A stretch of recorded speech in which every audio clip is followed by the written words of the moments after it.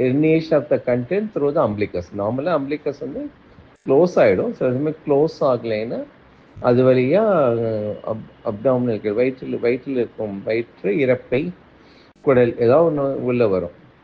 அப்பப்போ வந்துட்டு போகும், சில சமயம் மாட்டிக்கும். இந்த குழந்தை பார்த்தீங்கன்னா அந்த குடல் வந்து மாட்டிக்கிச்சு. ஸோ எமர்ஜென்சியாக ஆப்ரேட் பண்ணுவோம். ஸோ ஜென்ரலாக அம்பிளிக்கல் ஹெர்னியான்றது நம்ம வெயிட் பண்ணலாம். பட் இந்த ஒரு காம்ப்ளிகேஷன், இந்த அப்ஸ்ட்ரக்ஷன் குடல் வந்து மாட்டிக்கிற சான்சஸ் இருக்குது. அப்படி மாட்டிக்கிச்சுன்னா நீங்கள் உடனே வந்து டாக்டரை பார்த்து, பெடியாட்ரிக் சர்ஜனை பார்த்து உடனே ஆப்ரேஷன் பண்ணுறது நல்லது. அது எப்படி சார் நாங்கள் கண்டுபிடிக்கிறது?